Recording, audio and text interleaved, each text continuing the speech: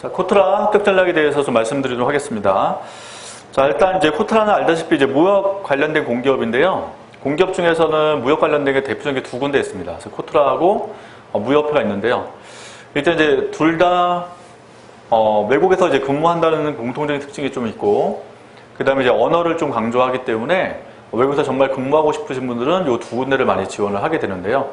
알다시피 이제 날짜가 좀 시험 날짜 예전에 많이 중복되다가 최근에 보면 이제 코트라가 약간 좀 빠르게 진행하고 있고 무역회가 약간 늦게 진행을 하고 있는 상태입니다. 그래서 대략 코트라가 9월 정도에 좀 진행을 하면 무역회는 대략 10월 정도에 현재 진행을 하고 있다라고 보시고 지원을 준비를 해주시면 되겠습니다.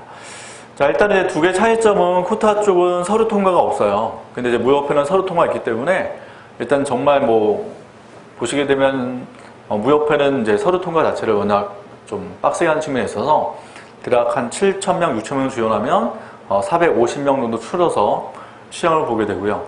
코트라 같은 경우는 이제 서류 통과 없이 바로 시험 볼 수 있다는 특징이 좀 있습니다. 자, 대신 이제 시험 공통은 경제 논술이 있어요. 공통인 과목은 경제 논술이 있는데 보통 이제 코트라 같은 경우는 이제 경제 논술 자체가 난이도가 좀 있는 편에 속합니다. 그래서 여기는 이제 시사적인 내용도 나오지만 중요한 게 이제 이론도 출제가 좀 돼요. 경제 이론. 반면에 무역회는 이론보다는 좀 시사 비중이 높다라고 좀 보시면 될 것 같아요. 근데 이제 문제는 코트라 시험 보신 분들이 무역회도 여전히 지원을 하기 때문에 경제 이론에 대한 베이스가 있으신 분들이 지원하다 보니까 코트라 무역회 통틀어서 경제 이론을 좀 공부하시는 게 좀 맞는데요. 이 경제 논술을 준비하기 위해서는 기본적 경제 이론을 공부해 두셔야 되고, 특히 이제 국제경제겠죠. 국경 쪽을 준비해 놓는 게 중요합니다. 그 다음에 이제 플러스 필요된 게 시사를 공부하기 위해서 신문이라든지 경제연구소에 있는 자료들 이런 걸 활용해서 준비를 해 놓으시면 될 것 같고요. 대신 코트라 같은 경우는 여기 이제 플러스 추가되는 게 뭐가 있냐면 NCS 시험이라든지 직무 역량 평가 논술 시험이 별도로 더 있고요. 무역회는 여기에 추가되는 게 영장문 시험이 있습니다. 그래서 오히려 이제 무역회 쪽 준비하시는 분들은 영장문 시험에 좀 더 집중해 주셔야 되는 게 영장문이 좀 만만치 않다 보니까 이 시사 쪽 논술은 쉽게 보신 분들이 영장문 때문에 많이 떨어지게 돼요. 그리고 이제 코트라는 방금 말씀드린 경제 논술에 NCS 직무 역량 평가 논술이 추가되다 보니까 공부량이 좀 많다는 특징이 있죠. 그래서 이거 엄대해 주시고 준비하시면 될 것 같고요.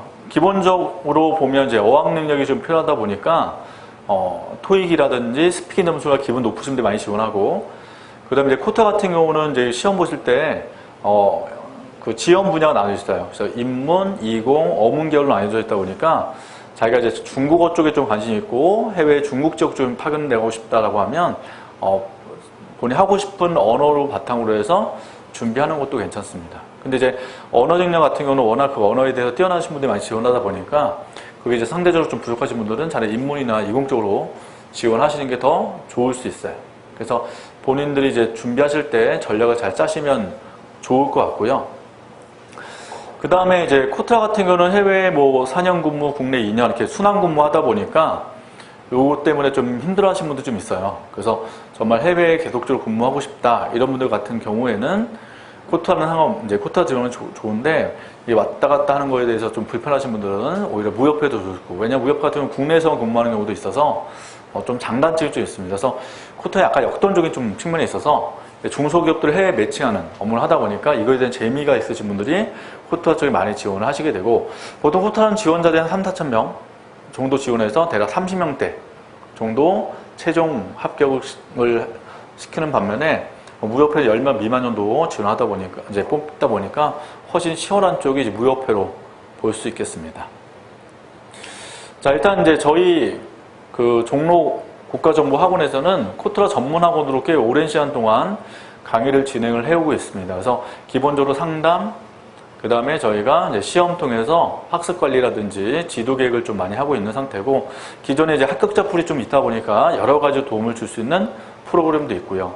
그 다음에 공부할 수 있는 환경이 있다 보니까 코타 전문적으로 좀 따로 종합반이 운영되고 있어서 코타를 집중적으로 공부하시는 분들은 저희 학원을 찾아오신다면 여러 가지 도움을 받을 수 있을 겁니다. 그래서 일단은 저희 설명회, 그 다음에 강의, 그다음에 추후에 피드백 통해서 준비하신다면 그만큼 여러분들 많이 도움이 되실 수 있으니까 열심히 준비하셔서 코타 무협회 2개를 다 잡으셨으면 좋겠습니다. 자, 그래서 추후에 저희가 이제 수업을 진행했을 때 다시 얼굴을 뵙고 이야기 나누시면 더 좋겠습니다. 자, 지금까지 합격 전략에 대해서 말씀을 드렸고요.